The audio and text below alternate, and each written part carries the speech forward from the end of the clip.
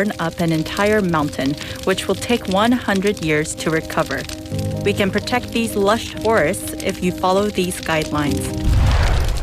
First, do not bring flammable materials to the mountains.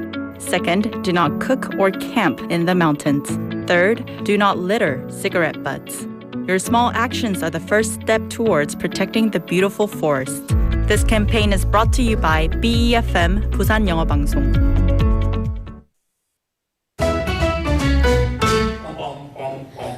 Want to be a friend of BFM Busan 영어 방송? You can chat with BFM through our Kakao Talk service. You can share your messages and photos through Kakao Talk, and you can easily become BFM's Kakao friend by searching BFM through the Find a Friend option.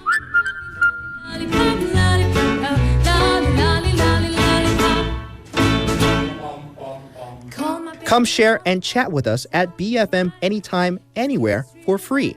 Don't forget to add BFM 부산 영어 방송 to your Kakao friends list. Man, I haven't got a chance. I call 지역 경제가 힘차게 출발합니다. 기업들이 고객을 향해 더 빨리 가려면 방송 광고라는 엑셀을 밟으세요. 경제도 기업도 더 힘차게 달려가니까요. 방송 광고의 작은 힘, 경제의 큰 힘입니다. 부산 방송광고발전협의회.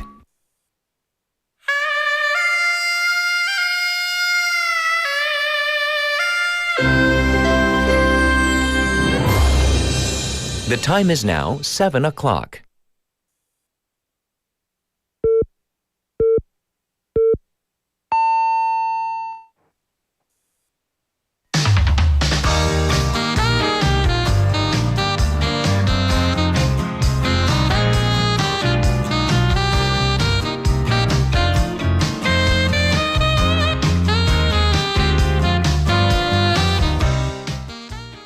Good morning, Wavers. I think we're all happy that it is finally spring. Let me ask you this, though. What comes to mind when I say the word spring? 봄. Yes, you might say the iconic cherry blossoms, by the way, so beautiful, lining the streets. Or maybe the vibrant forsythias, the canary or the pink azaleas. But what about spring seasonal food? Oh, 제철 봄 음식. So some of you may already be enjoying all of the 봄나물, the seasonal greens. Right now, I think my favorites, top three, would be maybe the 냉이, the 달래, and definitely for me, number one right now is the 미나리. 미나리 with the water parsley. So good with 삼겹살. As we kick off a brand new month and really roll into spring, what is your favorite spring food? I'm Catherine. This is Morning Wave in Busan on Wednesday, the 1st of April on BEFM 부산 영어 방송.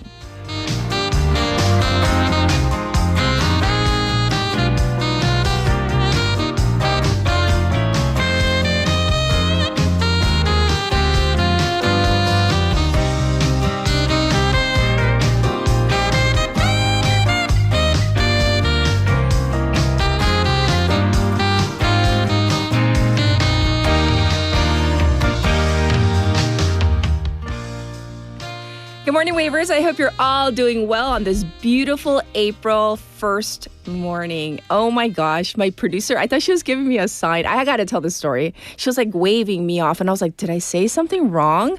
And apparently there's 모기 in April? Like really? And then our Chiun-chi, she's in the studio. She caught the mogi. Woo-hoo!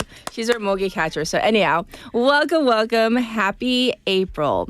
Well, I started off the show with something really light because the next thing that I want to talk about is real heavy. So the world's eyes are on the Strait of Hormuz and also the Red Sea's Bab el-Mandeb Strait that could determine the global price of oil for the foreseeable future. But here in Busan, I want to look at the local waters and more specifically, the fishing boats. The fisheries industry here in Busan has taken a hit from the Middle East situation, and once again, it's all about the fuel. So according to the National Federation of Fisheries Cooperatives, in Korea we know it as 수협, there's been a 50% hike in the price of duty-free fuel for fishing vessels. And this is a major hit for trawlers, 저인망 boats in particular. So, according to those in the industry, about 12 fishing vessel companies are wrapping up their work for the season. And this is about 2 weeks earlier than initial plans to voluntarily take a 2-month no fishing season. And of course, this is economically driven. So those in the industry say that with the hike in fuel prices, the companies are losing more money the longer they are at sea. Larger vessels, corporations, they are operating normally, at least for now. But they're also growing very apprehensive with what's been going on. And the fisheries industry has been calling on the government to come up with measures to soften this blow. The government has responded by reflecting on such matters onto the extra budget and reviewing paying for the fuel increases retroactively. So these fishing vessels and industries, people in the industry, they're a major part of Busan's identity as a coastal city, as the #1 port city. And we certainly don't want to see this key industry suffer from the ongoing geopolitical conflict. So there you have it. And now let's get to our text topic. So it is April 1st, which also is April Fool's Day. What are some pranks that you pulled as a child or maybe even as an adult? 자, 만우절 맞아 어린 시절 내가 했던 장난들 혹은 어른 돼서도 maybe you have not matured enough. 철이 안 들었으면 이런 거 할 수 있고 아니면 재미로 just for fun, maybe you still pull pranks on each other. So you can send in your messages, your stories to BFM's live stream live chat on YouTube. So go to the YouTube platform and type in BEFM, 부산 영어 방송, and then you can find our channel. You can subscribe, log in, and chat with our other waivers. From your phone, pound 9050, shop 9050. That will cost you 100 won. You can also reach me for free on Kakao Talk. So same thing there. You got to find us first. Type in BEFM or 부산 영어 방송. Add us as a friend, and then you can send your messages and photos as well. The ways you can tune into our program: Morning Wave in Busan, 90.5 or 103.3 FM. That's on the radio if you're in Busan. Like I said, we're streaming live right now on YouTube. Check us out. We're available on the BEFM app and also the Papang app as well. So it is Wednesday. Let's look ahead to our morning together. So first up, we have Now in Busan. That's with Lian. And then we have Haley for Top Stories. And in hour number 2, Wa글와글 Tea Time. Lian is joining me for Now Next in hour number 1. Jennifer in hour number 2. For a special interview, we're going to be focusing on Meta and YouTube because they were found liable in this social media addiction case, this trial. So what might this mean? Is this like opening up the floodgates for more litigation? Let's find out. That's coming up with our expert in hour number 2. I'll be back with news overview.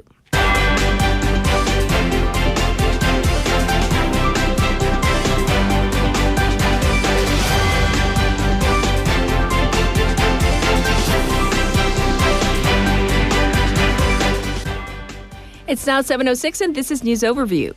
Government introduces 26.2 trillion won wartime extra budget.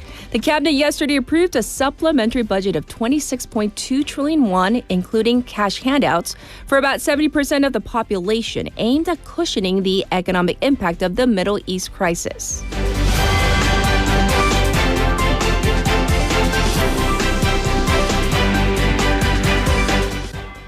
President to deliver budget speech tomorrow. President Lee Jae-myung will deliver a budget speech tomorrow to outline the 26.2 trillion won extra budget and call for bipartisan support to ensure its swift passage.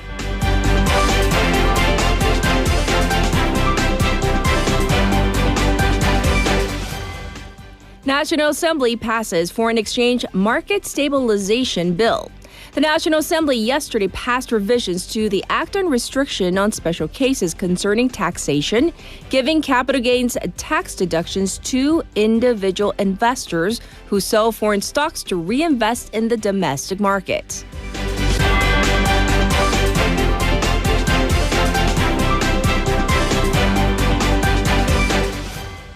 South Korea requests expanded naphtha supplies from India. Trade Minister Yeo Han-gu said that he has asked India to expand naphtha exports to South Korea as supply disruptions of the key industrial material tied to the Middle East crisis continue to affect the country.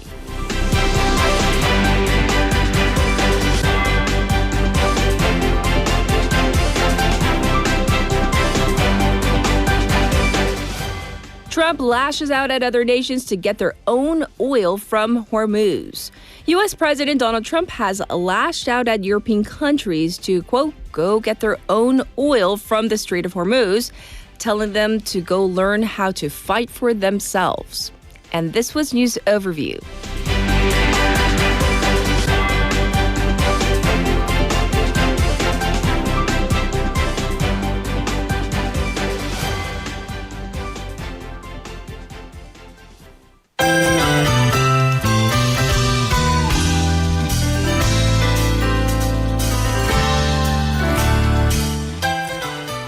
It's time for Now Busan. We have Lian in the studio. Let's say hi first. Hello. Hello, good morning. Good morning, mosquito catcher. So brave. You took one for the team and you got it in one swat. It was so good. It was so good. Hey, so in terms of our text topic today, what do you have to say on this matter? Because today we are talking about the fact that it's April Fool's Day. Yes. Are you much of a prankster? Have you ever pulled any pranks? Or maybe somebody got you real good. So any of those stories?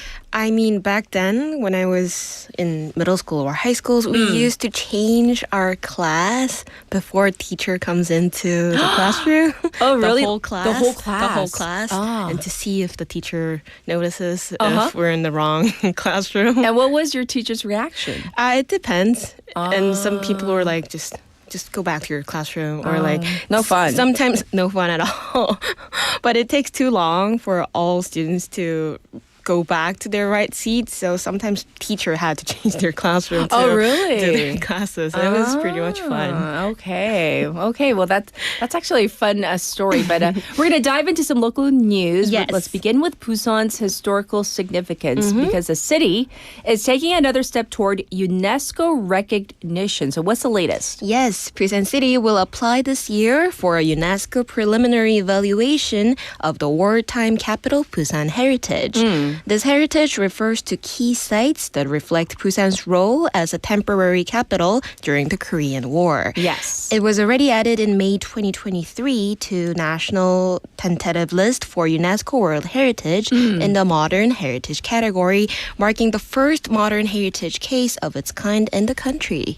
So this is part of a longer process toward full inscription. Is that correct? Exactly, yes. After being selected last year as a priority candidate by the Korea Heritage Service, Yes. the project is now moving into the next stage, which is the preliminary evaluation. In the first half of the year, the city will prepare the application through consultations with the national government and expert advisory reviews. Sure. Once finalized through the Cultural Heritage Committee, the application will be officially submitted to the UNESCO World Heritage Center in September. Yes. And what does this preliminary evaluation actually involve? It's essentially a test run before the official inscription process. The application will be reviewed in writing by International Council on Monuments and Sites, or Ecommerce, a UNESCO advisory body, and the results typically take about a year. This step helps assess the site's potential for World Heritage status in advance, giving the city a clearer sense of its chances. I see. So, of course, we are hoping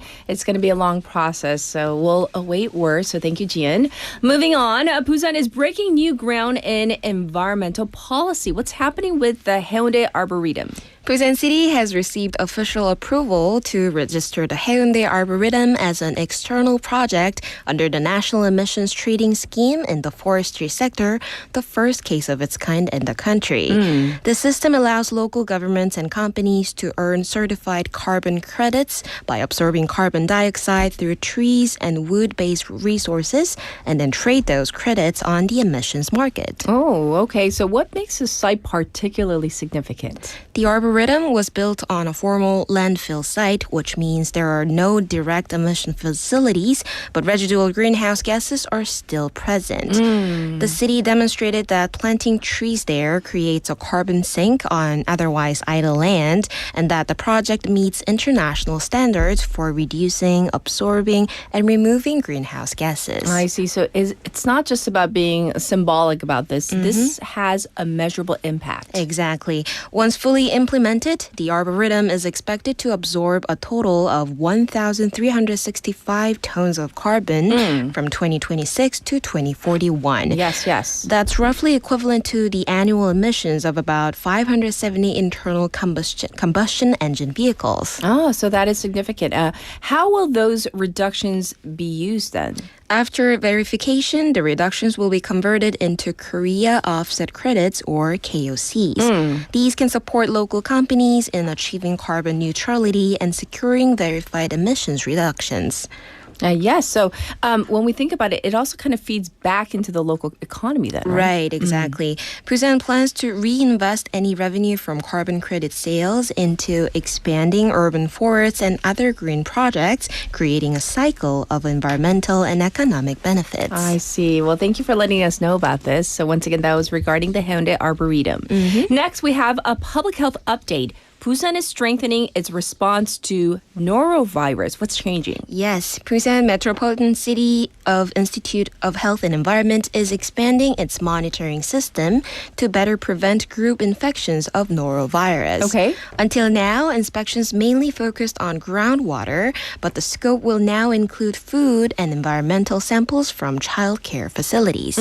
So this reflects how the virus actually spreads, I'm thinking. Yes, norovirus is no longer seen as limited to groundwater. It can spread through contaminated food and everyday surfaces like doorknobs, faucets, and even toys. Yes. That's why the city is building a more proactive and detailed monitoring system, especially targeting high-risk facilities such as daycare centers and kindergartens, where infections can spread quickly in group settings. Yes, and what kind of inspections will be added? Starting this year, testing will expand to include high-risk foods and various environmental samples in childcare facilities, alongside continued groundwater monitoring. Based on the results, the city will also strengthen customized inspections and on-site hygiene guidance for vulnerable facilities to minimize the risk of outbreaks. Yes. Have there been any recent findings? Yes, in a recent inspection conducted alongside spring semester hygiene checks at 10 childcare facilities, no traces of norovirus were detected in any of the samples. The results suggest that hygiene management levels are generally good, but the city plans to continue monitoring other facilities to maintain safety. Yes, indeed. All right, let's move on to our final story. A story that blends branding and business. Busan is opening up its official character for public use. Yes. And so we know this character, right? So what's going on here? Busan City is opening up the copyright of its official mascot, Bugi, to local businesses. Yay! The program allows small and medium-sized enterprises and small business owners in Busan to use the character Bugi to develop and sell products or content without paying licensing fees. Basically, this is helping local businesses grow through branding, right? Yes. The initiative has been running since 2021 to boost brand competitiveness and create new revenue opportunities using the city's character assets. It operates twice a year in April and November. Yes. Applications will be accepted online through the city's website from today, April 1st through the 30th. Okay. Eligible applicants must be Busan-based businesses and are required to submit a business plan and related documents. Okay, so if you have that in order, how are the participants then selected? After the application period, the city reviews proposals based on factors like business suitability, potential damage to the character's image, and any disqualifications. Final results will be announced individually in May. And then once approved, once you get through the process, what happens? What can businesses actually do with Boogie? And of course, Boogie is so lovely. Approved companies can use the character Boogie for a Yes. wide range of activities, including developing and selling both online and offline products. The license is valid for 3 years and can be extended through reapplication. All right. Well, thank you for going over all the local news. Have a beautiful first day of April. You too. We'll check in with you tomorrow. Thank you. Thank you. Everybody, this was Gian. I'll be back with your traffic and weather.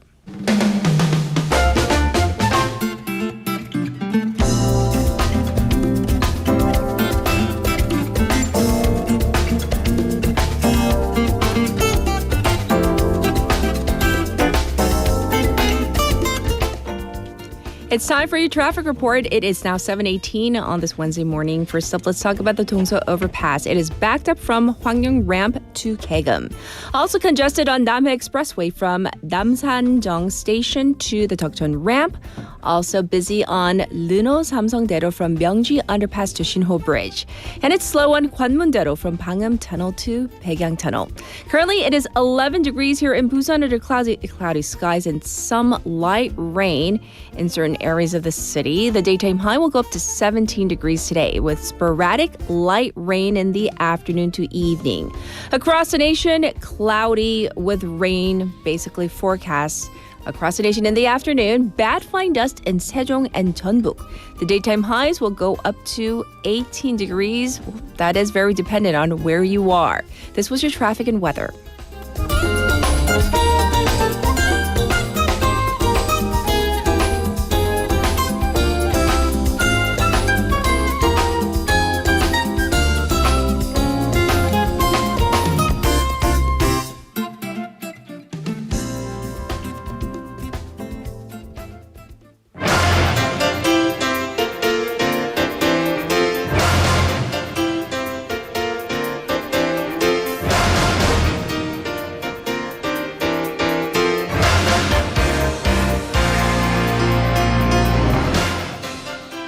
It's time for top stories. We have Haley in the studio. Let's say hi first. Good morning. Good morning. Happy April. Oh, it didn't hit you. I heard a call for immature adults. 헐 안 든 어른들. 나 지금 너무 안 돼? 놀랐는데요. 뭐가 I was like, me? 뭐? You call? You summoned? Yeah. Happy April Fools. Yay. 너무 놀랐어요. Of all the all the years I've been on air in Haley, that was a first. I Oh my do that at gosh. cafes still. I don't know. So for our radio listeners, Yes. you get a straw. Hello. You get a straw and then it comes with a paper wrapper. Love it with paper. It works with plastic too. You just Yeah. tear the end of it and you blow on it and the wrapper shoots out. That's Usually actually really hits nice, the though. It's not a spitball. We our family we're into spitballs. Oh, wow. So gross, but yeah, Wow. yeah. And Well, the tell our boys, Korean listeners what a spitball is. spitball is basically 침으로, but we don't use the real chim. We use water to make, whether it's tissue. I know this is like, I hope Bonnie's not listening to this, like so bad. Like, ripping a little tissue, making them into little balls, and then through your plastic straw. Oh, this is paper, by the way. Yeah, that's paper. So you're very eco-friendly. This is back in the day, but I have to say the male members, still boys. Still boys. They love doing that. Hey, it's not gender specific because yours truly Yes. has yet to mature. Apparently.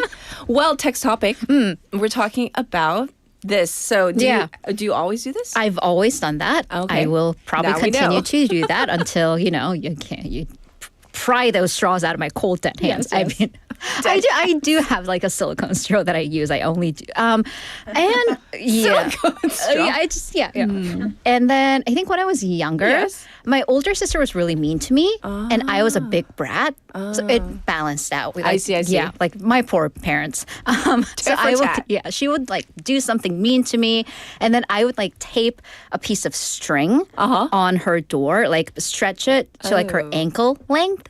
and then tape it Oh so my she would gosh. trip over it. Oh, you're so mean. I was love a it. brat. I She love wasn't it. mean. I was a brat. So, we're close. Yes, yes. Yeah. All right, we're gonna jump into stories, and we're gonna wipe the smile off our Right, faces right. because with the markets this morning, taking another hit amid the Middle East turmoil. Yeah, so let's go back to what was a very rough morning to a rough afternoon yesterday. So the benchmark Kospi index opened the morning with a 4% drop from the day before, marking the fourth consecutive day of declines. So South Korean markets got precariously close to this important kind of an emotional threshold. Yes. The Kospi opened at 5,061 points. That is really close to dropping below 5,000. Right. And then it actually kind of had a roller coaster of a day, regained, but then closed at 5,052 points, even lower, down by 4.26% from the previous day. Okay, that's the Kospi. What about the currency rate? Well, I keep saying this line over and over again. The currency hit a new 17-year low against the dollar. The market closed at 1,530.1 won to the dollar. That's down 14.4% from the day before, which was the lowest since 17 years ago. Yes. But this is, again, the lowest since March 9th of 2009. That's kind of like the big day when the currency hit 1,549 won in the middle of, that was smack in the middle of the global financial crisis. Right. And oh gosh, we don't want to break these records anymore. What have the authorities said about this? Well, the Bank of Korea, or the BOK, held a press conference yesterday, and the Director General of the BOK's International Department, Yoon Kyung-soo, said that the authorities are watching the foreign currency market very closely, especially with a lot of foreign investors selling off their stocks, and that's been causing an exit of foreign currency. Okay. And Yoon said that the authorities will take action if market sentiments become overly one-sided or the won shows excessive divergence from other currencies. I see. Well, let's now look at how much the war has impacted the stock market. Right, so that was a Yes. snapshot from yesterday, but because we are in April now and the entire month of March has Yes. been the war of U.S.-Israel war against Iran. So let's start at the very beginning. February 28th is Yes. when Operation Epic Fury, this joint attack on Iran, started. So again, looking back at the month of April, during this time, Korean domestic markets lost over 840 trillion won in market capitalization. 네, 시가총액이 3월 한 달 동안 840조 원이 줄었습니다. That is massive. That is right? massive because Right. let's just look at the extra budget. That's 20 some trillion won. Multiply Yes. that by, right. So according to the Korea Exchange, the market capitalization before the war, so February 27th was 5,146 trillion won. And as of March 30th, which was this Monday, that was 4,347.9 trillion won. The Kosdaq also lost 42.5 trillion won in the same period, together adding up to a loss of 840 trillion won. Yes, yes. The war also, unfortunately, timing-wise, there was a lot to lose because 2 days before the war, the Kospi hit its historic high. We call that 6,000p, over 6,000 points at Right. 6,307 points. But since then, we've seen, obviously, hundreds of trillions of won disappear in single days. The war is being March 4th. On Yes. that day alone, the Korean markets lost about 574 trillion won. So let's talk specifically. Which industries or companies were hit the hardest? Right, and what hits retail investors, or Korean we call that kemi, so like individual investors hardest, Yes. is that the blows have been around large semiconductor stocks that a lot of people have invested into. Right. So we colloquially call them together 삼전닉스, Samsung Electronics, and SK Hynix. They had been on a historic rally until February 28th. Because between March 3rd and March 30th, Yes. Samsung Electronics and SK Hynix collectively lost 371.9 trillion won in market capitalization, Ouch. together accounting for 44% of the total losses in market value.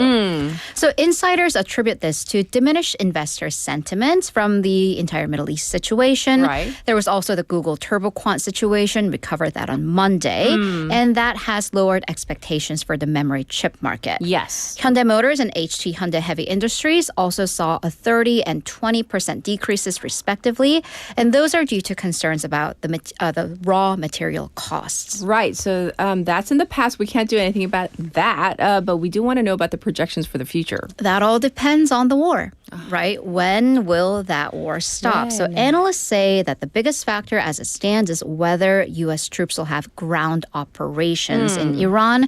But if there's a ceasefire, the shares may see kind of a V pattern spike, meaning they're spiraling down, but then it might just rebound, making that V on a graph. Okay, Yeah. well, we shall see. All right, we got to switch gears and talk about something else entirely because I know a lot of people, like for a while, people were waggling on our board saying like, oh, the price of everything's going up, including their stocks, but not anymore, right? So now we need a little cleanser. It is official. This year's CSAT, the suneung, will be on November 19th. Oh, the times when the cleanser is the CSATs. So the Korea Institute of Curriculum and Evaluation, KAIS, announced the basic plans for this year's CSATs for the next academic year. The date, November 19th. Sure. It's Thursday as always. Right. Subjects, the usual Korean language, math, English, Korean history, with the electives 탐구 in social studies, sciences, and vocational studies, optional second foreign language, or Chinese written language.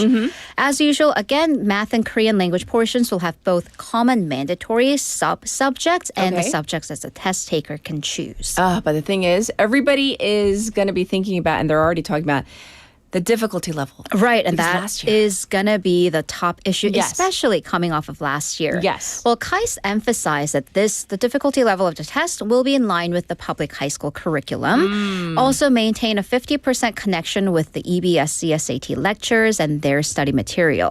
But that's what we heard last year. Yeah. That's what they always say. But the English portion last year was deemed extremely difficult, the Yes. hardest in recent history. So they will be very cognizant of that going in.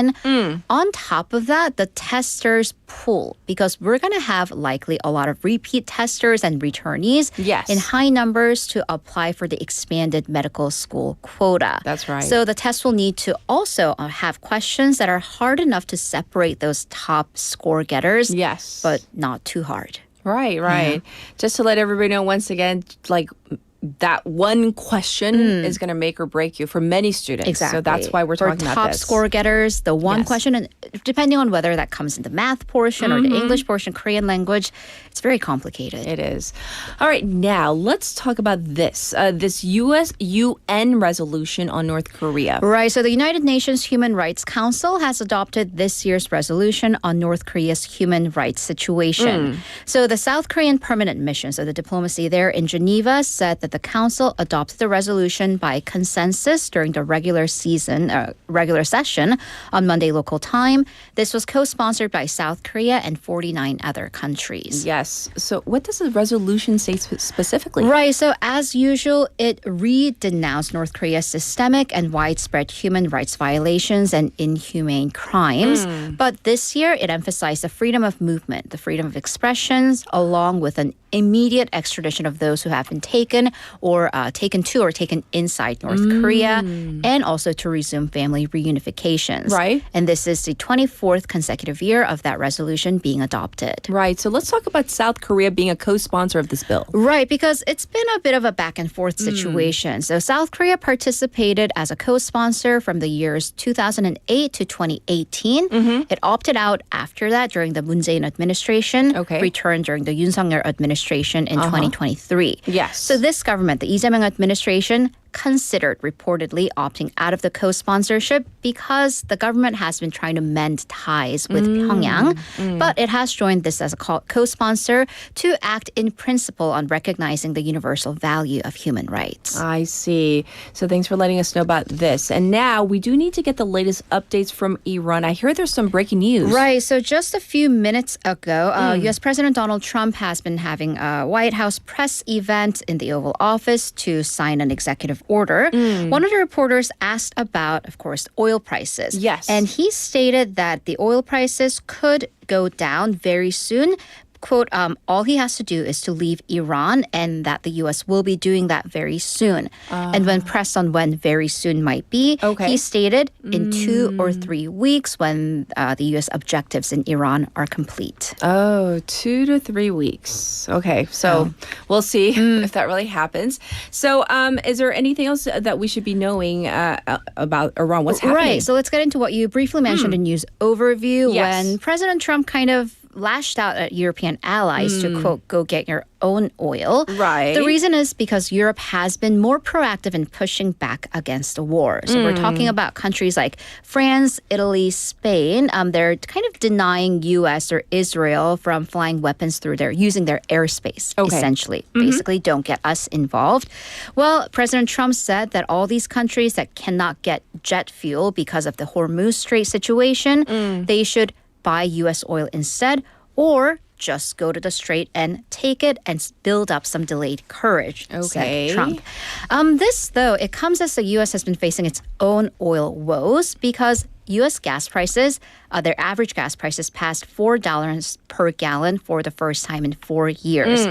So a gallon is much, much bigger than the liter, about 4 times. So I've converted that in liters. That's about $1.06 per liter, roughly over 1,500, 1,600 won, which by our standards is really cheap. What I wouldn't do for gas prices that low right now. Yes. But keep in mind, just a month ago, the prices were $2.98. That's about 1,200 won to 1,500 won.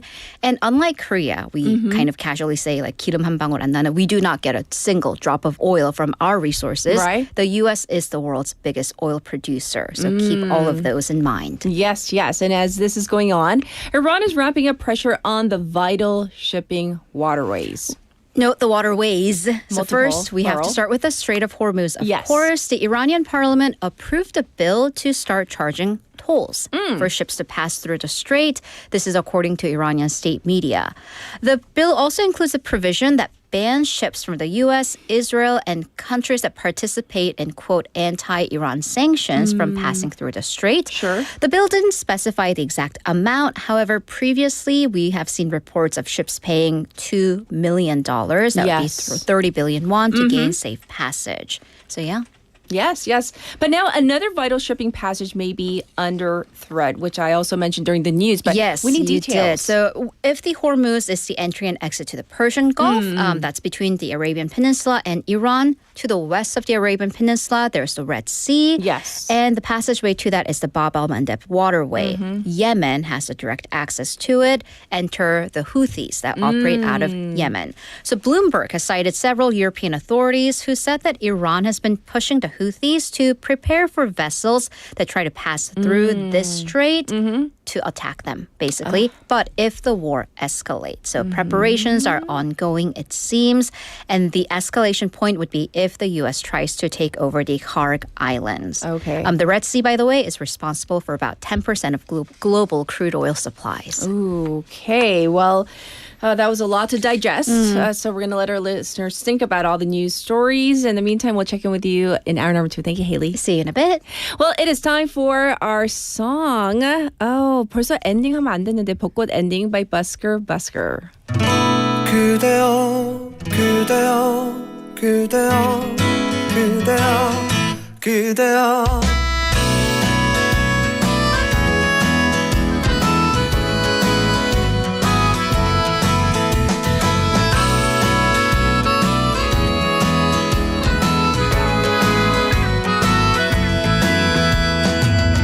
오늘은 우리 같이 걸어요 이 거리를 밤에 들려오는 자작 노래 어떤가요 오예 몰랐던 그대와 단둘이 손잡고 알 수 없는 이 떨림과 둘이 걸어요 봄바람이 날리며 흩날리는 벚꽃잎이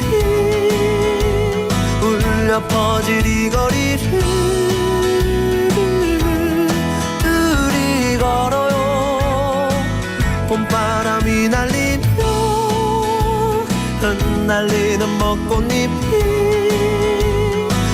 울려 퍼질 이 거리를 둘이 걸어요 yeah.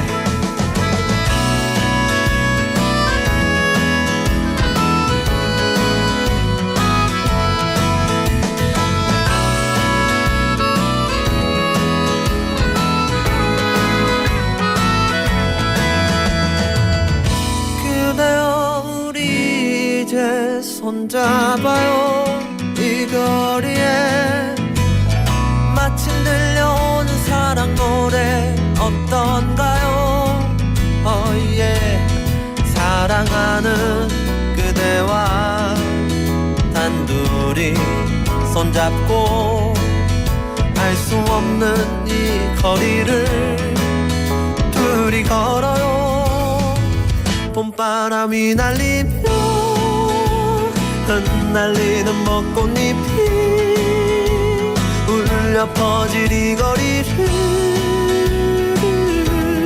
둘이 걸어요 봄바람이 날리며 흩날리는 벚꽃잎이 울려 퍼질 이 거리를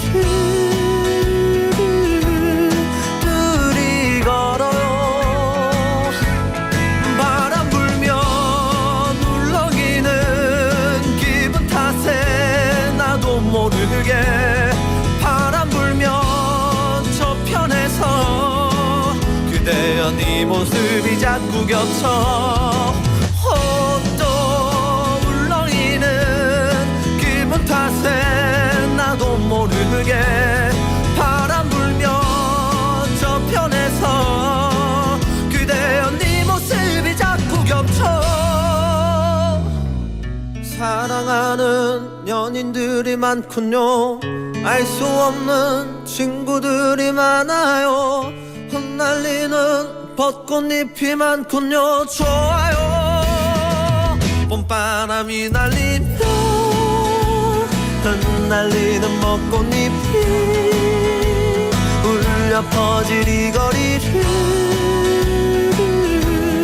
둘이 걸어요 봄바람이 날리며 흩날리는 벚꽃잎이 울려 퍼질 이 거리를 둘이 걸어요 yeah. 그대여 그대여 그대여 그대여 그대여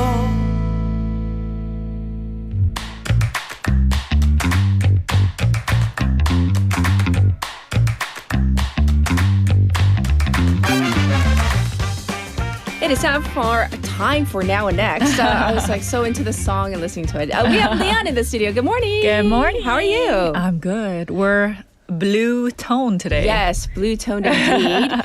Yeah, the weather has been not that great. Like yesterday and today, so I wanted something a little springy, brighter. Yes, yeah, brighter. Our text topic today is all about the fact that it's April Fool's Day. Yes. So, have you pulled any good pranks, or maybe someone pulled one on you? I've got one pulled on. So I was supposed to meet my girlfriends on April 1st, which I didn't realize it was a Fool's Day, April Fool's Day. Oh no. And I had one 언니 who was like, I think she was like 42 back then. And she already had 2 children who was in elementary school. And she was like, 얘들아, 나 임신했어. She was like, I'm pregnant. And we were like, going crazy. We're like, no. Like for real? We didn't know what reaction to give. It's like, we congratulate you, but like, not really. Like, like, did you want the baby? Or so we were all going crazy. And then she was like, it's a joke. And we're like, oh my God, why are you joking about something like this? And the funny thing is, she actually got pregnant at the next meeting. And she was like, guys, actually, I got pregnant. And we were like, nobody believed her. Stop. He was like, stop with the old joke. And she's like, no, I'm real. And then she started tearing up a little because it was an unplanned baby. Surprise baby. So when we saw that like tearing up, we were like, 분위기 파악이 돼가지고 we were like, okay, let's talk about this now. Yes. So she was like a 양치기 소년. Basically, she was like, we're not believing you. Oh, that's a good one. That is a good one, story. but a sad one also at the same time. So the baby okay? Yeah, she loves the third one. Oh, so the much. 막내. Yes, The yes. 막내. All right. Well, thanks for sharing that fun story. We're going to jump into our segment. What do you have for us today? All right. So today I want to talk about AI. So first I want to ask you this question. You have 3 kids, and Yes, I do. obviously you and your husband named them all. How did you do the naming back then? Okay, back then, because that was ages ago, in dinosaur age. And plus, we were in the States. My for all 3 of them. All 3, yes. Oh, I see. They're all born in the States. So,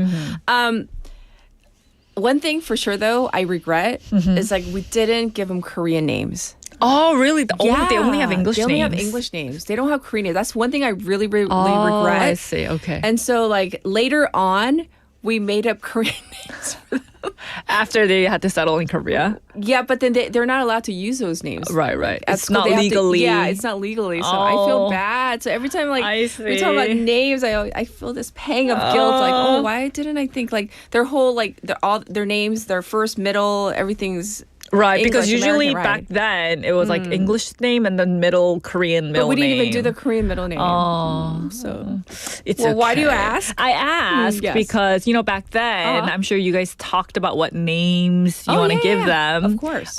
Because if you were in the States, you probably didn't go to like a traditional naming center. Because in Korea, that's a thing. 장명소, It's the a thing. traditional naming center, is where we go, or 철학관, where Right. people who tell you like the meanings behind these names. Is that what you did for your little ones? Or? No. No? I think we were kind of MZ about it. Me and my husband were like, what sounds pretty? And then let's look up good Chinese letters to go That behind go- it. that match. Yeah.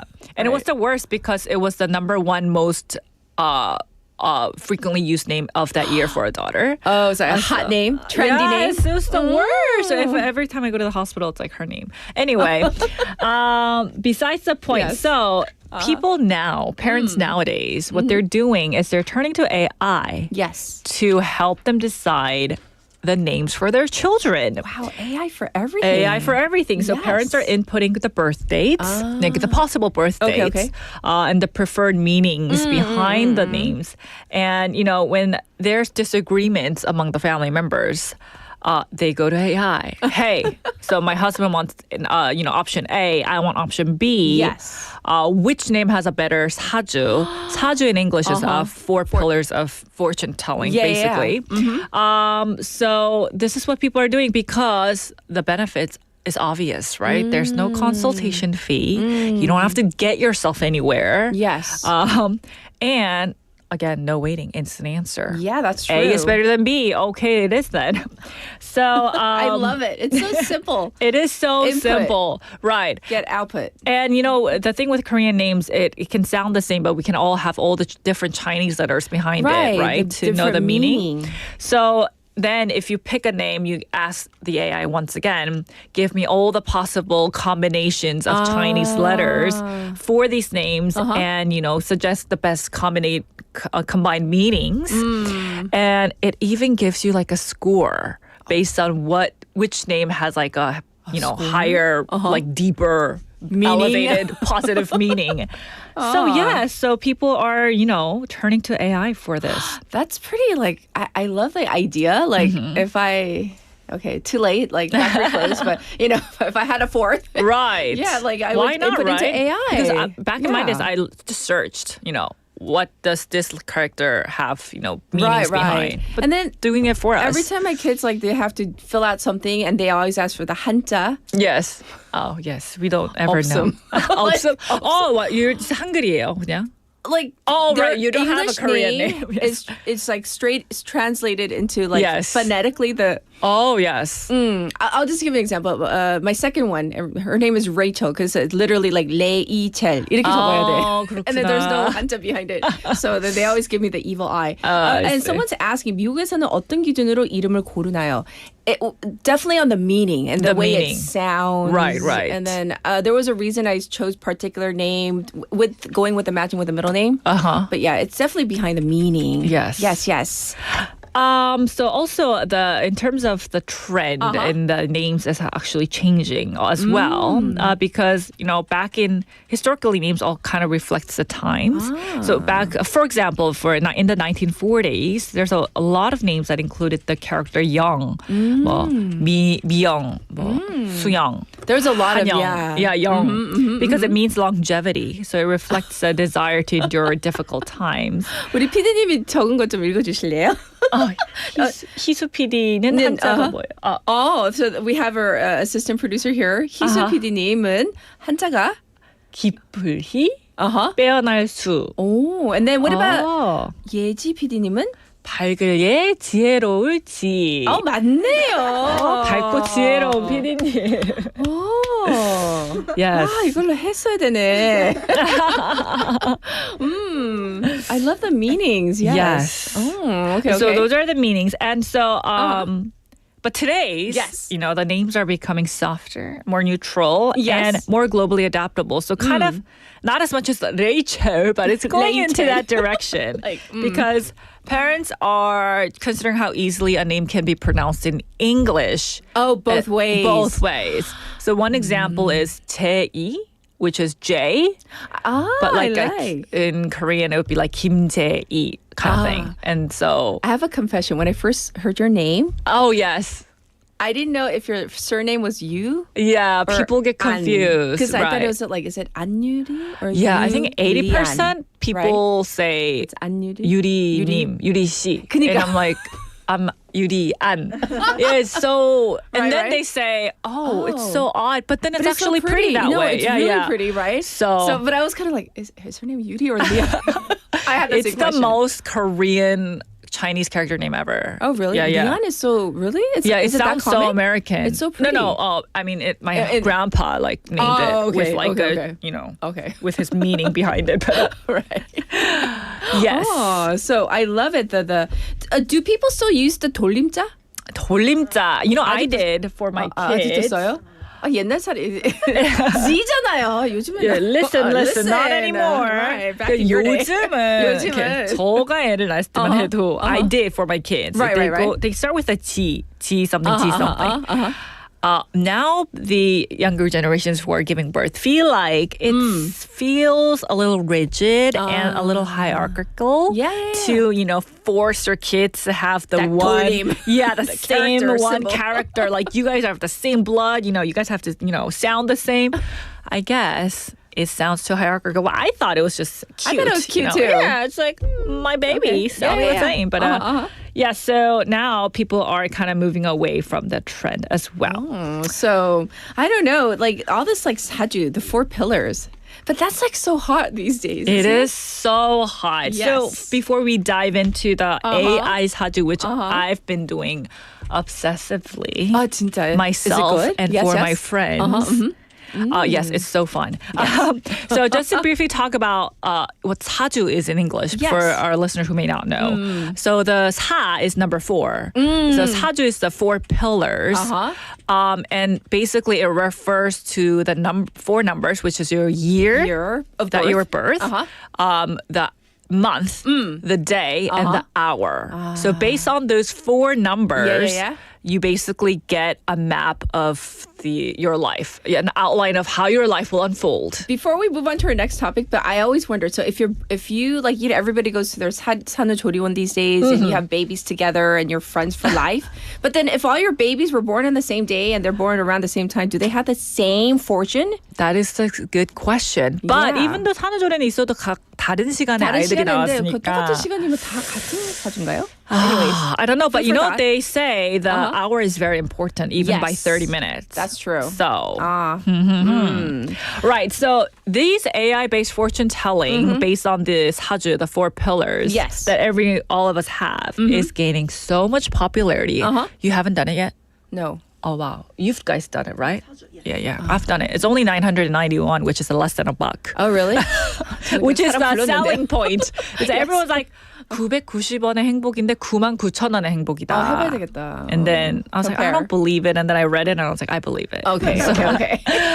So We gotta move on. Can we just do this for? No. we have to move on. She said we gotta move on. Oh. 네, 넘어가래요. Oh, I didn't get to. Okay. So let's 아니 talk. 근데 하이라이트 갑시다. What's the most important? Okay, so let's just end with let's end 사주 because it is so hard these days. Yeah, it is. Because a lot of the, like I said, a lot of people are going online or even downloading apps Yes. to purchase, just investing less than $1 to get their fortune telling. And I feel like it's almost like the next MBTI because people are getting this service done and, you know, they kind of tell you what your dominant element is. Like I'm a fire or I'm water and what are you? Like, do we mix well? Do we mingle well?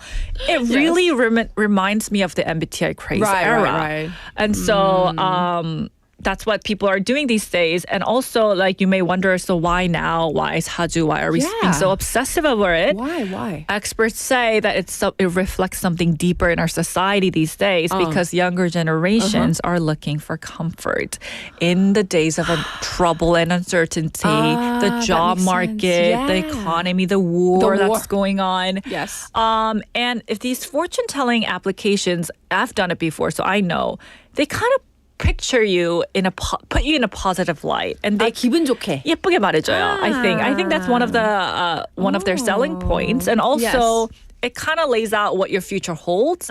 So it gives you a little bit of certainty and comfort in terms of life. I gotta do it. I'm gonna do it today. Yeah, and I recommend. Okay. And it kind of also makes you feel like 너무 힘들게 살아도 살 필요가 없겠다. Yeah, my life is already chosen by destiny or through these 4 pillars of life. Right. Yes. So I think that's where the comfort factor comes in. Okay. Like, 그냥 있는 대로 가는 거지 뭐. You know? Everything's I like that already idea. destined. Okay. So yes, that is the reason try why it. I'm so everyone's curious. obsessing. And you should try and tell me what your main element is next time. Okay. Well, I definitely will.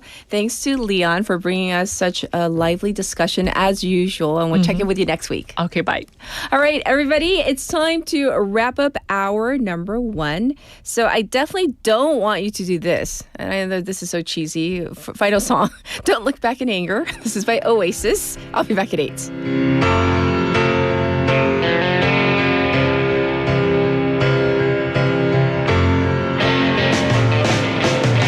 inside the eye of your mind.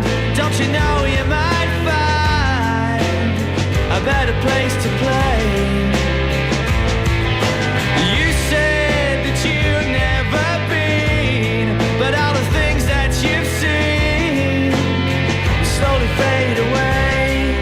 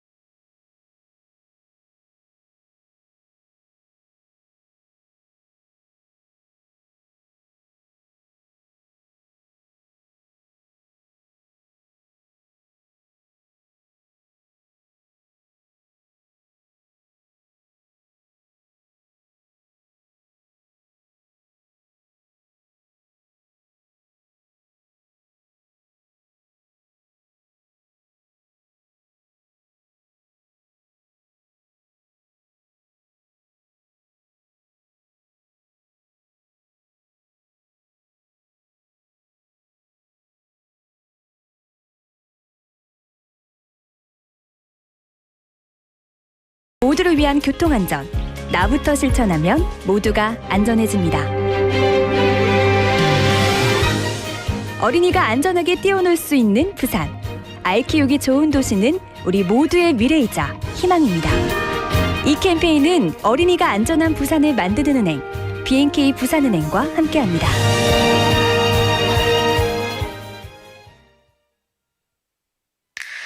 Welcome to Busan. Let me show you around. Here you can find the world's largest musical in-ground fountain and the world's only UN memorial cemetery. Stroll along the coast and explore the largest mountain fortress in Korea. As well as all this, there are so many tourist attractions, beautiful exhibitions, vibrant culture, convenient facilities, and delicious foods unique to Busan. With all the beauty and charm of the amazing city of Busan, you'll find yourself right at home in this ever-changing tourism paradise. So stay with us a while. Busan, your #1 tourist destination. Your home, away from home. This campaign is brought to you by BEFM, Busan 영어 방송.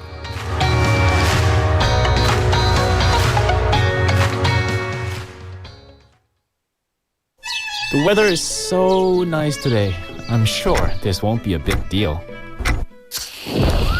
A 3-second long lapse in judgment can burn up an entire mountain, which will take 100 years to recover. We can protect these lush forests if you follow these guidelines. First, do not bring flammable materials to the mountains. Second, do not cook or camp in the mountains. Third, do not litter cigarette butts. Your small actions are the first step towards protecting the beautiful forest. This campaign is brought to you by BEFM 부산 영어 방송.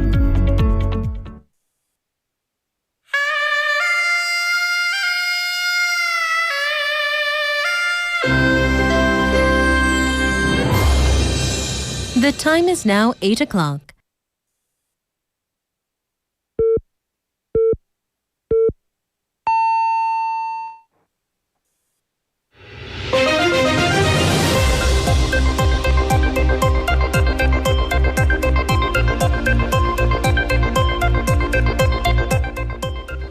Welcome back, Wavers. This is Spotlight News at 8 o'clock.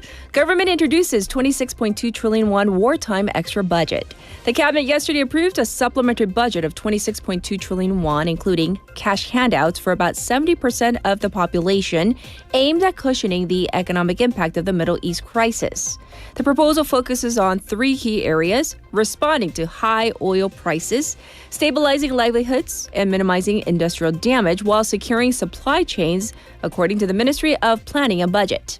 The ministry added that a key component of the budget is a 4.8 trillion won worth of cash handouts for the bottom 70% of the population, with some 35.8 million people to receive 100,000 won and 600,000 won per person based on their income levels and region.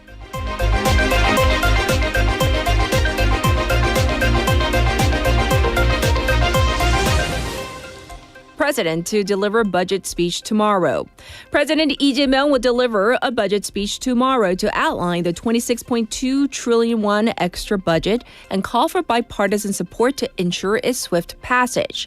It would mark Lee's 3rd budget speech following his address on last year's 2nd supplementary budget in June and the 2026 budget bill in November. On Monday, the ruling Democratic Party and the main opposition People Power Party reached an agreement to start deliberating the bill this week and to pass the extra budget bill by April 10th.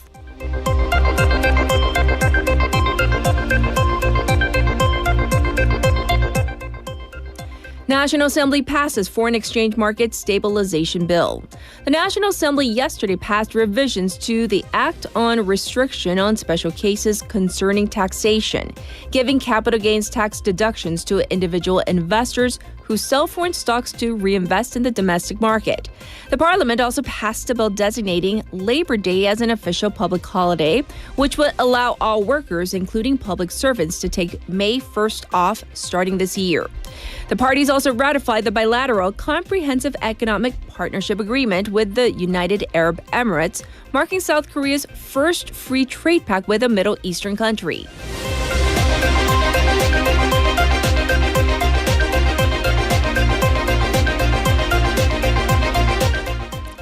South Korea requests expanded naphtha supplies from India. Trade Minister Yeo Han-gu said that he has asked India to expand naphtha exports to South Korea as supply disruptions of the key industrial material tied to the Middle East crisis continue to affect the country. Yeo met with his Indian counterpart, Piyush Goyal, during this week's World Trade Organization Ministerial Conference in Cameroon and said that Seoul will push for working-level consultations with India. South Korea has been facing difficulties in supplying naphtha, an industrial feedstock widely used in the petrochemical and other industries, as it relies heavily on imports, particularly from the Middle East.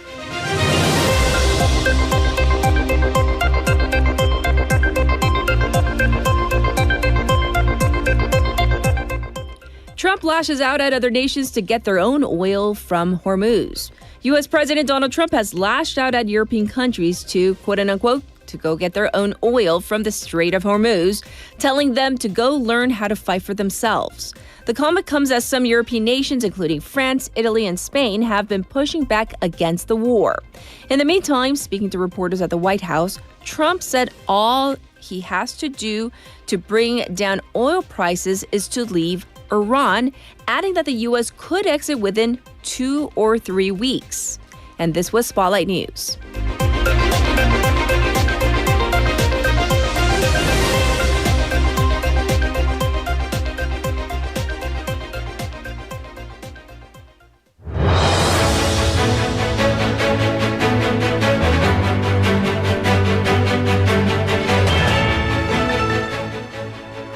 It's time for a special interview on this Wednesday morning. Recent lawsuits against Meta and YouTube are drawing growing attention to the impact of social media on young users. In the United States, 2 major cases in New Mexico and California have already resulted in juries finding the companies liable for harm to children. And these decisions are being closely watched as part of a broader wave of legal challenges facing the tech industry. Today, we want to take a closer look at what these cases mean and where this issue or these issues could be heading next. Joining us today is Professor James Speta, professor at Northwestern University Pritzker School of Law. Hi, welcome to our program. Thanks for having me. Yes, to begin our conversation, if you could briefly walk us through the 2 major cases, one in New Mexico, one in California, and what they're about. Well, in both cases, as you said, they're about the harm of social media platforms to children. In California, the claim was that the way in which the platforms were designed led to mental health problems for one specific person who was the representative plaintiff in that case, under what we call a products liability theory.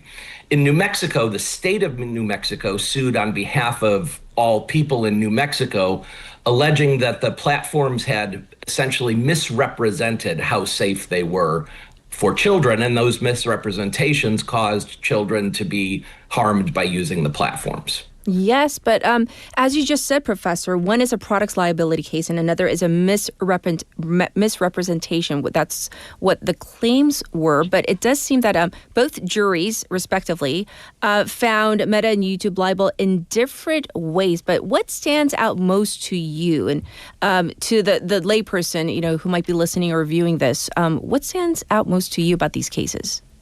Well, what stands out most to me is that they are the first significant cases of juries finding liability against the social media platforms on theories like this. And so that's the most important thing. But the size of the verdicts is also significant. Although, of course, Meta and YouTube are some of the richest companies in the world, $375 million in one case and $6 million in another case. When you add up all of the potential cases that are being brought against the social media platforms, it's a pretty significant threat to their bottom line. Yes, indeed. And so, for a long time, it seemed that tech companies, they were at least seemingly largely protected from liability. So in these cases, do they suggest that things are shifting, things are starting to change? I think it's too soon to say exactly how much they're changing. There is a statute in the United States, which we call Section 230, which largely insulates social media platforms from any claims on the basis of their using third-party content, which of course social media relies on third-party content. Yes. These claims were able to convince the court that they were not alleging harms on the basis of the content, but rather alleging harms on the basis of the design principles of the social media platforms. We'll have to see whether other courts agree with this, and we'll have to see, of course, whether the appellate courts agree with this. And that will make a significant impact on how much influence these decisions have. Well, that was going to be my next question. If they have started the appeals process, I'm talking about the companies, of course. So have they already filed for an appeal? They have announced that they're going to appeal, and I believe they will. I haven't checked the docket in the last day, but I think they will appeal. And they've made their legal positions very clear, not just in this case, but all along. Those appeals will take some time, though, and it may be that there are other cases which go to trial during the pendency of the appeals, and we, of course, don't know exactly what the appeal courts will do. Right, right. And if we look at specifically the New Mexico case, Professor, which focused on consumer protection, misleading safety claims, why do these types of issues really matter? Not just for this one particular case, but maybe even for future litigation? Well, they matter for two reasons. The first, they matter because of the precedent set by the case and the fact that there's now a roadmap for other states and other plaintiffs to follow in pursuing litigation against the platforms. The second reason that they matter is jury verdicts often are a good measure of how the public is feeling. Now, of course, these are too early cases, but they might be an indication that the public is discontented with social media platforms. And if that's the case, at the end of the day, the social media platforms they're going to have to respond to the fact that there's a significant jury verdict, but more importantly, they have to respond to how people feel about their platforms. Or that's their business at the end of the day. So in terms of, for example, you mentioned platform design, that maybe these cases focused on platform design rather than the content of the social media. In terms of litigation where they might be focusing on the content, you already mentioned this Section 230. So does that mean that lawsuits concerning content are not allowed to move forward, or can people still contest it based on content? No, the courts have still maintained a fairly strong immunity around claims that are specifically focused on content.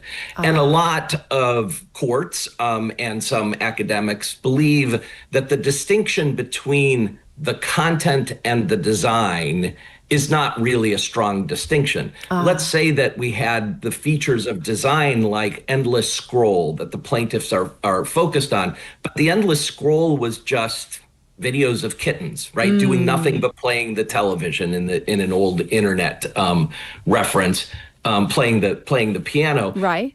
Those videos wouldn't cause any harm. So what has to be the case is that it's the combination, the argument goes, the combination of the content and the design which is causing the harm. And whether that is protected by the statute or not is something we're going to have to wait and get some more court opinions on. Right, right. So when we look at what might come in the future, for example, we mentioned that, the appellate process. So how does it go? In each state, obviously, there's like a hierarchy of, I guess, legal courts. So when it goes to the appeals court, what are the next steps possibly?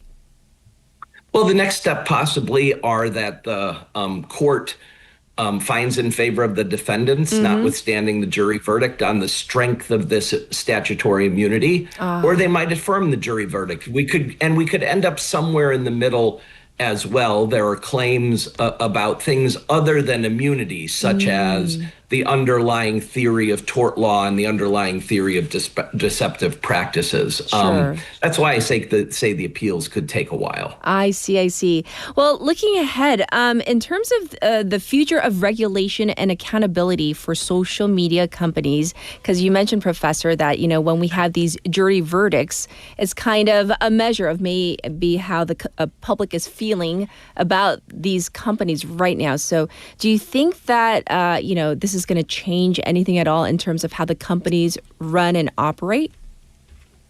I think it will cause very serious conversations at the companies about how they operate. We're already seeing in the United States and in other countries a pressure for things like age verification, right, or for time limits. Some countries have time limits that younger people can spend on social media. And I imagine that the social media companies are engaged in serious conversations about how they might both maintain their fundamental business and take some different measures to redesign the platforms. I don't know. We'll have to see. They're not paying me to sit in those conversations, so I don't know what they're going to do. Well, thank you so much for going over the basics of what's been happening on these fronts. Wishing you the very best. Take care, Professor. Thank you for having me. This is Professor James Sveta, and we talked about these two mega companies, Meta, YouTube, found liable in two separate trials. Once again, one in New Mexico, one in California.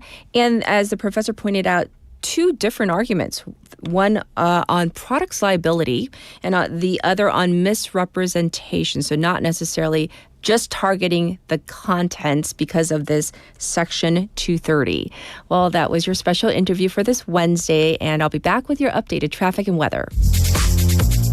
Good morning. Good morning. Good morning입니다. Good morning.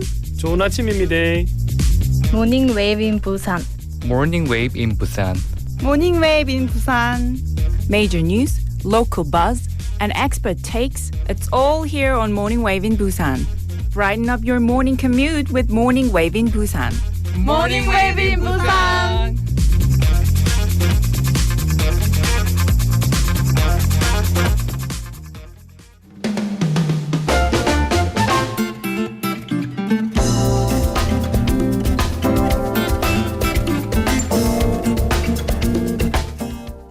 It's time for your update on traffic and weather. First up, let's talk about Mandokdero. It is congested from Sukdung to Deokjeon intersection. Also backed up on Gayadero from Jure Station to Daegum Station. That top portion of Gwanghwa Bridge, it's backed up right now. It's also slow on Yeonsu-ro from Suyang to Mangmi intersection. Currently, it is 12 degrees Celsius, cloudy skies, maybe some light rain depending on where you are in this city. It's going to go up to 17 today, so maybe take a small umbrella with you because there's going to be sporadic light rain in the afternoon to evening. Across the nation, yes, rain mostly in most areas. Bad fine dust in Sejong and Jeonbuk, and the daytime highs might go up to 18 degrees in some areas. This was your traffic and weather.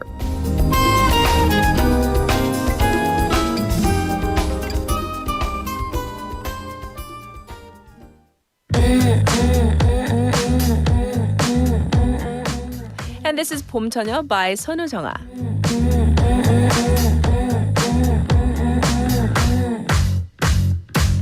너는 날 보내 나도 널 보내 불꽃이 튀네 하늘은 파래 바람이 부네 다시 입을 맞추네 주네 봄처녀 재우시네 새 푸른옷을 입으셨네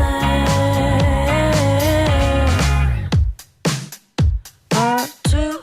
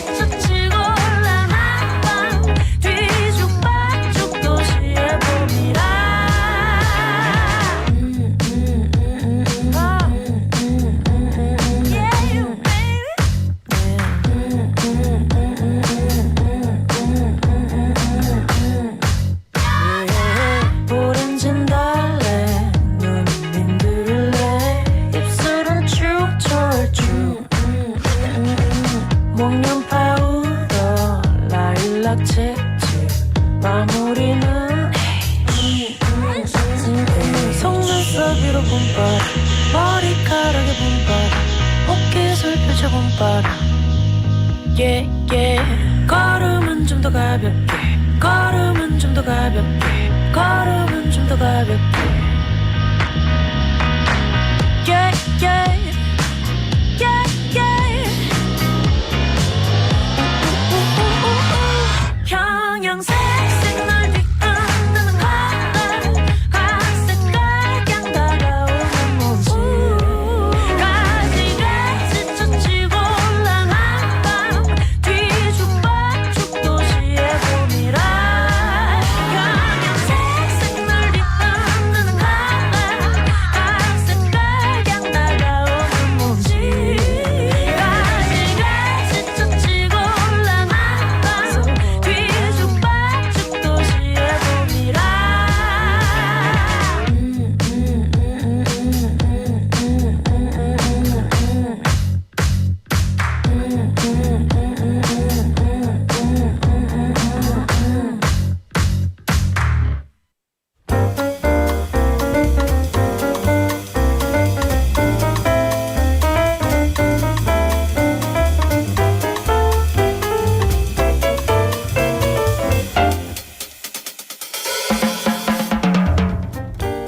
It's time for Waggle Waggle Tea Time. Haley's back. Hello. I know. No spitballs? No spitballs. Okay, Hands are okay. clean. Hands up. Okay.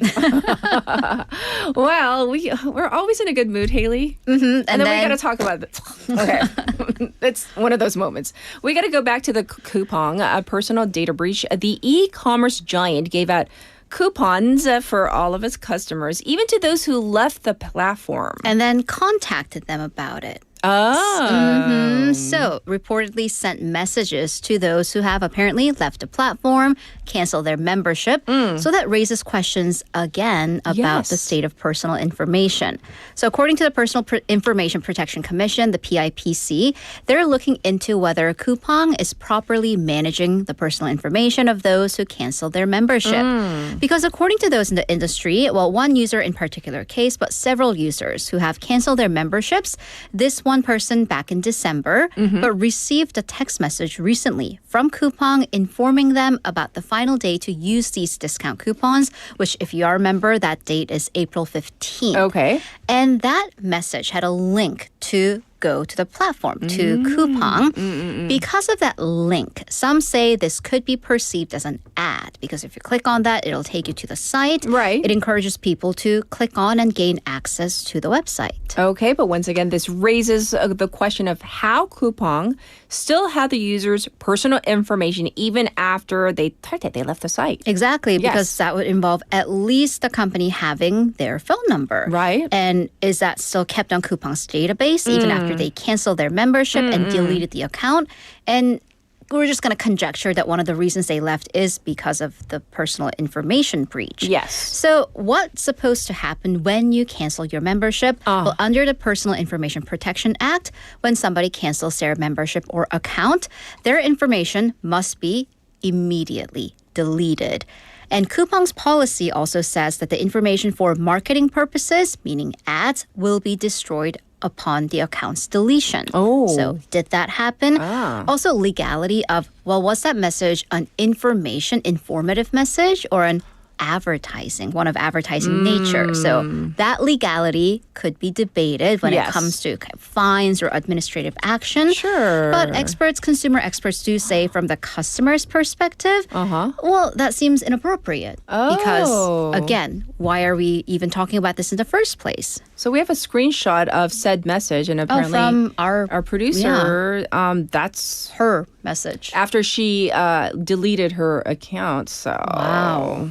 I don't know. I would have thoughts if I had like 탈퇴 and then like got that. I would be, as a person, right? Personal, opinion. I might have been a little annoyed, peeved. Yes. All right. Earlier this week, there was a fatal accident when an elderly man, he was hit and killed by a moving train. But there are some questions involving the circumstances of this accident. Right, so this fatal accident happened Sunday evening. A 119 call came in saying that a man in his 90s fell on the tracks at Namwon Station in Jeonbuk, and he was taken to the hospital but didn't make it. Right, so let's go over how this accident happened. Right, so according to the Land Infrastructure and Transport Ministry, based on the CCTV footage they acquired, this man was apparently hanging on, 매달려, to a 무궁화 train that had shut its doors and had started moving. And that's apparently what led him to fall onto the tracks.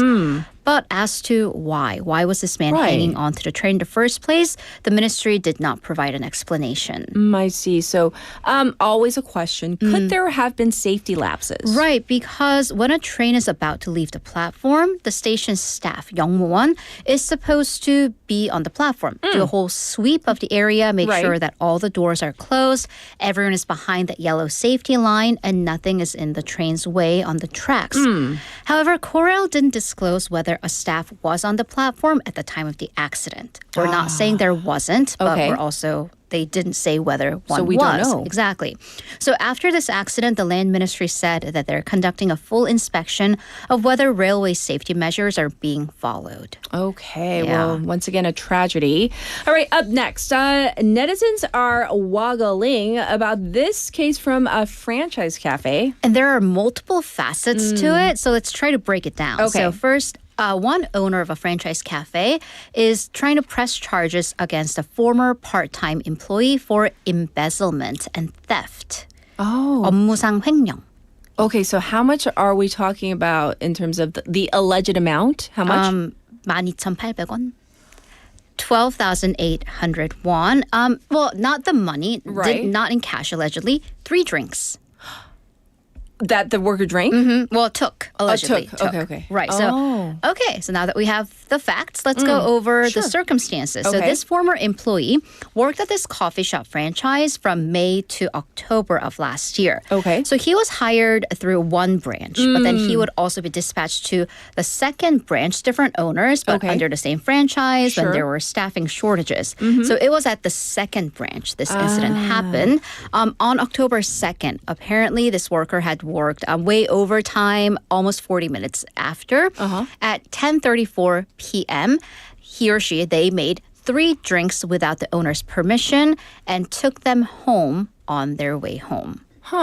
Okay, so let's hear the other side of the argument. Or both sides, right? So this person who's being basically sued or having press charges brought up against them, the former worker claims that the 3 drinks, he didn't really make them, but they were going to be discarded. 폐기. Because they were apparently made wrong. And usually kind of the convention at the stores was that the employees could kind of do whatever they wanted with these drinks. You could either throw them away or maybe drink it yourself. And the general atmosphere was that the branch owner kind of let that happen, allowed it to happen, not explicitly, but that was the vibe. The owner apparently told the employees that they have to pay for the drinks even if they're going to throw them away. Which, What? Yeah. So, and that there were no such rules on employees using their discretions for the drinks in the internal rules. I'm still stuck on that. Like, even if they have to pay for the drinks, even if they're made wrong and you're going to throw them out anyways. But you still have to pay. Yeah. Okay. So what is law enforcement saying about this? Well, the police initially planned on sending this to a misdemeanor evaluation committee because of how small that amount is. Right. But the owner was asking for stringent punishment, and the former employee was denying wrongdoing, so it didn't qualify because both sides have to kind of say, yes, it happened. We're just going to pay the fine and let it go. No one's letting it go. It's been passed on to the prosecution. For real. However, the prosecution kind of sent the case back to the police for further investigation. They need more proof. So netizens got very angry at the story and even called for a boycott of that franchise. Okay, but I do need to ask, is there like more to the story or is that it? Right, because are you really that mad about 12,800원? Right. So or is there something more? This is kind of the background or the reports on it. Okay. Well, the first branch that directly hired this former employee, not the owner that's suing the employee, claims that this former worker gave away 350,000 won worth of drinks for free to their friends. Claims. And then also like used other customers' points for their account. And when this person was confronted, the former employee apparently admitted to it, wrote an apology, and gave that owner 5.5 million won in settlement. But, and this is why this case is so convoluted. Okay. This former employee actually denies what happened. They never gave away free drinks and that they were kind of threatened and blackmailed by this owner. This person's apparently studying to be a public servant, so can't have anything on their record. And this former employee filed a case against that owner for blackmail. So the owner of the first store says that the owner of the second store who pressed charges is a friend. And this complaint kind of happened after that second owner heard about it, maybe to like help out their friend. Yeah, so again, this is a very convoluted case with like they said. Oh my gosh. Okay. And the case seems to be growing. Right, now the authorities, not the police and the prosecution, not only, but the labor authorities are involved. The Ministry of Employment and Labor said yesterday that it launched an inspection into this particular store or both stores, looking into possibilities of delayed wages, overtime, and workplace bullying. Upon this, they're also going to hold widespread surveys into that Cheongju area, the cafes there, on whether they're abiding by labor standards. I see. Wow. So many facets to that story. For our final story, though, there is this map available to help people save some money in this economy, as you love to say, right? This economy. In this economy, right. and it's dubbed Koji map. So like a broke person's map. Yeah. Okay, but let's hear about it. Yes. So more specifically, it's a collection of affordable restaurants that you can go to should you choose to eat out in this economy. Okay. The eateries that are marked on the map are all mostly under 10,000 won. 10,000 won. 있어요? 있대요. Okay. Like 4,000 won 돈가스. What? 어디? 3,500 won tokbokki, 3,900 won pasta, so on and so forth. Yeah. Even in areas like Gangnam and Yeouido, where rent alone is oof.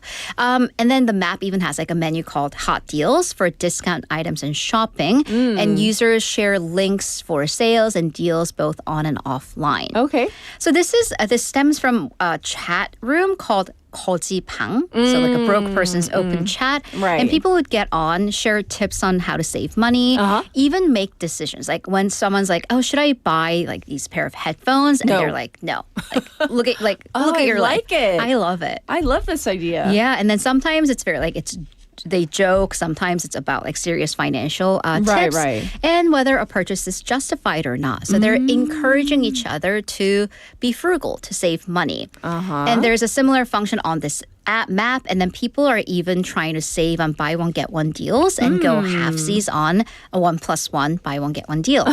So the operator of this map, because it's run by one person, it's a free service, but there's like a sponsor this map link. We're not advertising this, but it's in the form of coffee coupons. So it goes to the frugality of it. He or she's not getting paid, but hey, if you want to shoot me some coffee, what an idea, though. Feel free. And then this person also says, we don't take sponsorships. This is a stern judgment based on collective intelligence and participation, and poster suggestions from parties of interest, aka restaurant or cafe owners, will not be permitted. I like that. I love the premise. I hope it's real. It's 내 돈 내산. Definitely. Well, thank you for ending it on a good note, because we had such not great news. And we'll check in with you tomorrow. Have a great day. Everybody, this was Haley. And speaking of finances, Money, Money, Money by ABBA is our next song.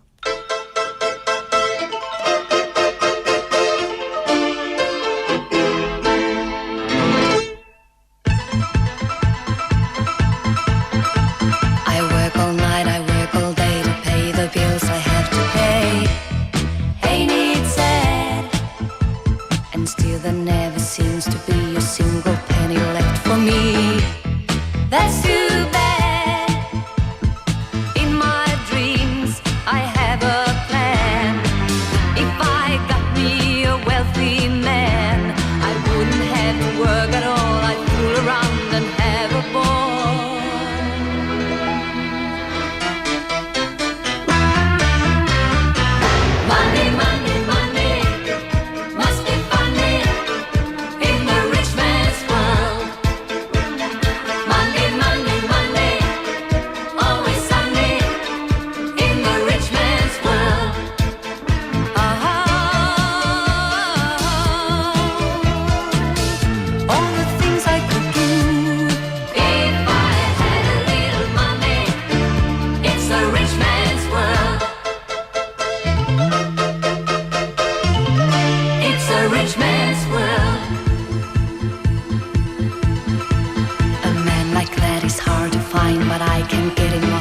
mind.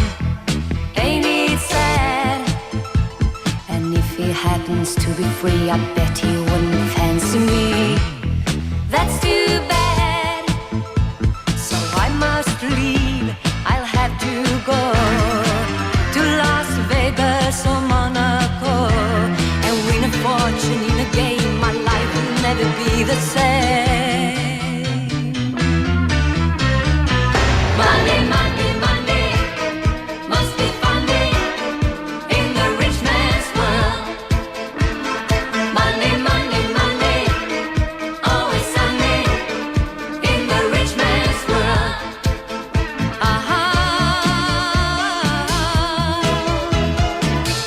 All the things I could do if I had a little money. It's a rich man's world. Monday, Monday, Monday must be funny in the rich man's world.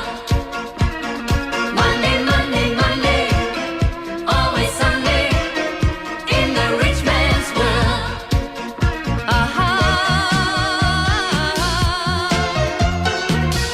All the things I could do if I had a little money. It's a rich man's world. It's a rich man's world. Welcome back, everybody. Let's get to some of your messages today. So early in the morning, I asked you about do you have any favorite spring foods? 봄 음식. 제철 음식이 최고잖아요. So our producer, she insisted. She wants to chime in. And off air, she was like talking about 아구찜, but apparently her favorite 봄 음식은 쭈꾸미. 요즘에 제철 맞대요. And then the whole 봄동, or I heard the pronunciation is 봄동이라고 하네요. Yeah, 봄동 비빔밥. That's so hot right now, and if you can get your hands on the 봄동 itself, that particular lettuce cabbage thing, they're kind of expensive right now. 다들 그거를 드시나 봐요. So when I first bought it and tried it, I think it was before the trend really took off, so it was okay. And then I went again to the same place, and they had raised the prices. They claim it's because of the war, but I don't know. The war, but I don't know. They're kind of grown domestically. I don't know what happened. Anyhow. And also, 051님은 봄에는 도라지죠. 도라지. 도다리. 도라지 말고 죄송합니다. 도다리. There's a screen. 여기 보이시죠? 가끔 이렇게 I gotta go like this. Okay. 봄은 도다리죠. 오, 회. Raw fish. Ooh, now that we're thoroughly hungry and we've talked about, spring, the pranks, though. In terms of pranks, I think English Wiki said this. I would sometimes walk into my class and announce to my students, oh, this is bad. Are you ready for the test today?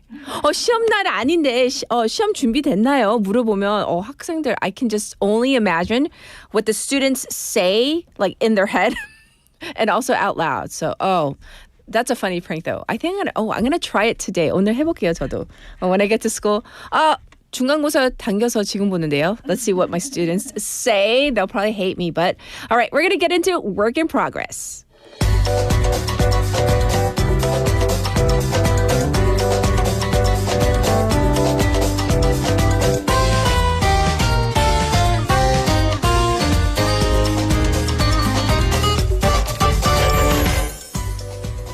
It's time for work in progress. Jennifer's here. Hello. How are you? Good. How are you? Pretty good. I know I have you here, but I gotta read this this message. Tree Master. My senior year, I left a goat. goat in my principal's office. 교장 선생님의 사무실에 염소를 뒀대요. Wow. And then literally they wrote it, period. Ate, period. Everything. 염소도 다 먹어요, 진짜. Not a picky eater. It will eat anything and everything.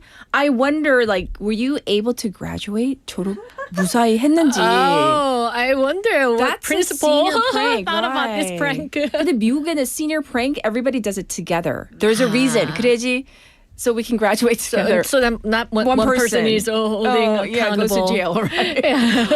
That's amazing. Any pranks like that, April Fools? Oh, I remember one prank I pulled a few years ago. I sent text message to group of friends, close friends, and I told them like, "Oh, thank you for everything you've done for me, and I'm leaving the country. That's serious. Good luck to you and all." And what was the response? They were like really shocked. All of sudden, you know. And then I said, April Fools. What was the reaction after, though? Were they mad, or did they just laughed? They just laughed about it. Okay. That's a kind of harmless one. That was a good one. I don't know about the goat. Okay.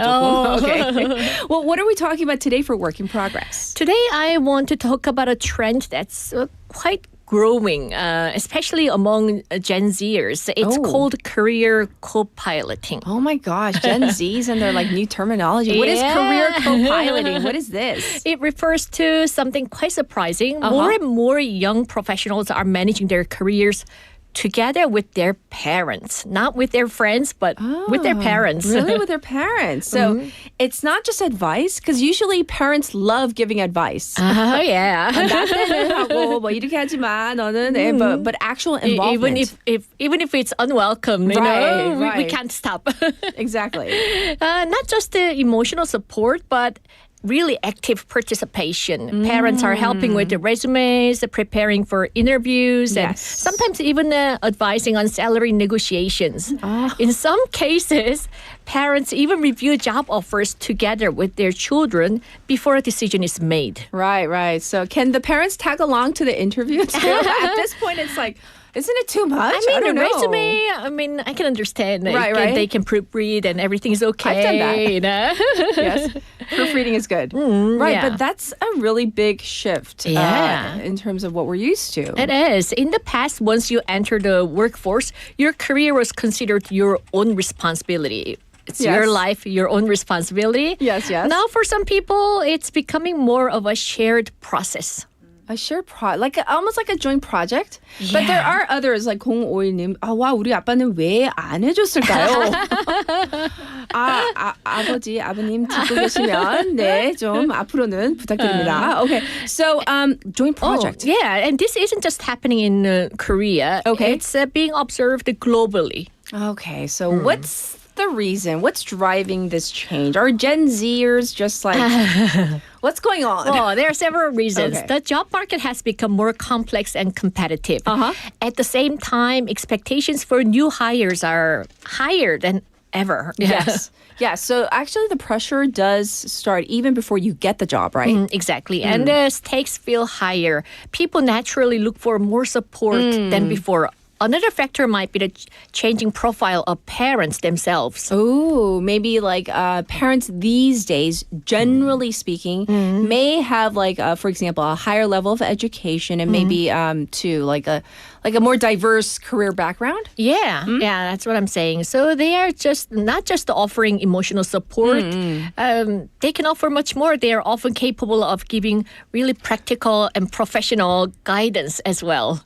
I'm laughing like silently because like I'm thinking back to all the conversations we've had with number one, our oldest kid. Yeah. And then like he just kind of entered the workforce and like he gets like non-stop unsolicited advice from dad. And I'm now wondering like, is he grateful? Is he grateful or is he like, oh my God, Dad, stop, right? I'm really wondering right now. Okay. So they are no longer on the sidelines. They are like really part of the process. Yeah. And also because more and more mothers are working. Yes. Yeah, professionally. So it's happening more, especially for Gen Z where communication may feel less frequent, but influence can still be quite strong. Right. And that's really interesting because the older generations, and that probably includes me at this point when I'm thinking about my kids, they might see this differently. Oh, very differently. For many people, especially in more traditional work cultures, independence has been a key expectation. Sure. Yes. And I'm sure that it's quite common, as even a producer is saying, that like she consults with her dad in terms of like 상담. 상담. Yeah, consulting and having good, deep conversations with her dad because, he is 직장인. He's worked for 30 plus years in whatever industry. So, I mean, why not? Get Use all it. the wisdom. Yeah. Use it to your advantage, right? Yeah. And I mean, that's in some ways, it's a really good thing, I think it's a plus. Yeah. There But, maybe others don't think so, but I think it's a plus, right? But there's also another way to look at it. Some see it as a resource optimization. Resource optimization. That's my word for today. Okay. Like what you said. If you have access to experience, networks, or advice, why not use it? Why not? Yeah, I like this. But in terms of other people, could this be seen as a lack of maybe independence? You can't cut the umbilical cord. Be independent. No, it can also be. It's also about reducing uncertainty. Okay. Yeah. So I get it. With today's very uncertain environment, and we've been talking about this too as well. With what's been happening in the world, I think younger people might be turning to. They must be so worried. Yes, absolutely. Yeah. The cost of making a wrong decision, choosing the wrong company, not negotiating right, negotiating poorly, can feel quite. The burden can feel quite high. Right. And I'm sure people are trying to minimize all those risks. Oh, yeah, exactly. But at the same time, this trend raises some important questions about boundaries. Okay, boundaries. Yeah. Where does support end? And where should independence begin? No? It's like the curtains behind us, so gray. It's a gray area. We don't know. How far should parents go out of their way? Right, especially if, let's say, the adult child is already in the workplace, right? How far? Yeah, that's where it becomes more sensitive. For example, if a parent helps with the resume, that's generally accepted. Why not? But if they become involved in workplace decisions, workplace culture and everything, it can feel really different. That sounds like a little much. Yeah, too much. Because it does start to affect how others perceive this whole idea of professionalism. Yeah, managers and colleagues may expect individuals to take full ownership of their roles. Right. So there can maybe then be a mismatch in terms of expectations. Oh, yes, that's where tension can rise. Okay. Imagine your parents coming into your office and I shudder at the thought. Oh my gosh. 그건 좀. Yes. Yeah, that's sometimes things can get out of control, and in some cultures, family involvement in major life decisions has always been very normal, like in Korea. Right. But in others, independence is emphasized. I have much heard of earlier. situations, not even the parent, it's the spouse, husband or wife gets too involved in the person's we see work that, life. right? Yeah, that's a little I don't know. It's a really finding that delicate balance. And that's why we're talking about this whole co-piloting thing, right? Yeah, that's right. Yeah, and this is why the term co-piloting is very interesting. Many people find it interesting these days. Right, because it does imply the word itself, shared control. Yeah, but in any shared system, clarity becomes important. Who is making the final decision? Who takes responsibility for the outcome? Right, so those questions don't really go away then. No, they don't. And in the long run, individuals still need to build their own judgment and confidence, and parents cannot make major decisions for them, That's in true. the long run. Right.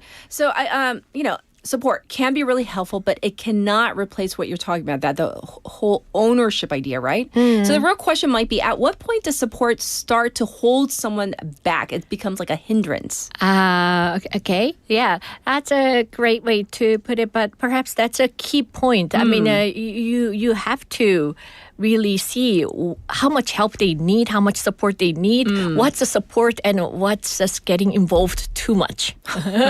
It's such a delicate balancing act. Imagine a child is trying to, a young person is trying to make a major decision about finding a job and getting into a company, and the job he or she wants is different from what parents want.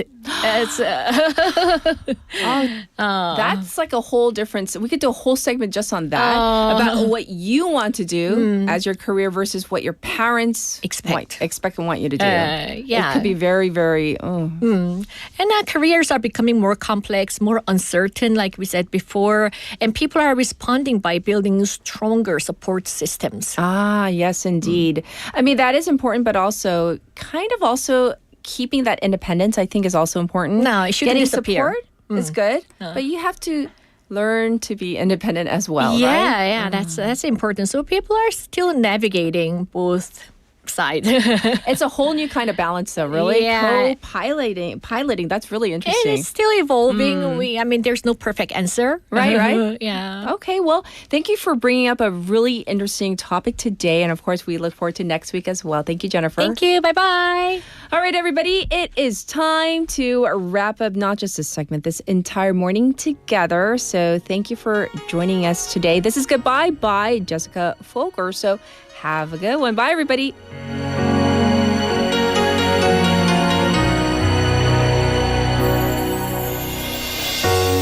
I can see the pain living in your eyes, and I know how hard you try.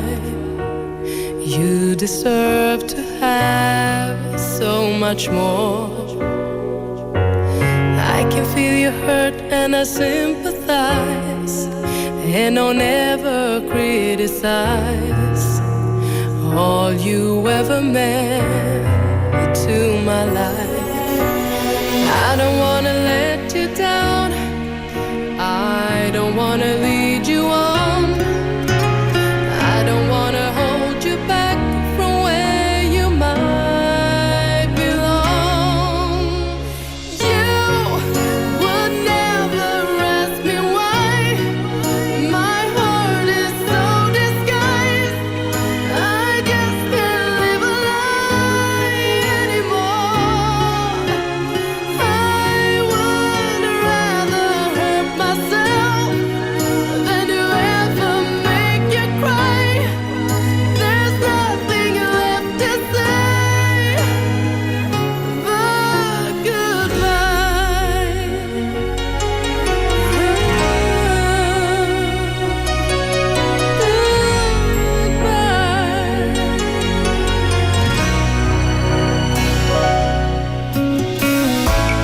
You deserve a chance at the kind of love I'm not sure I'm worthy of.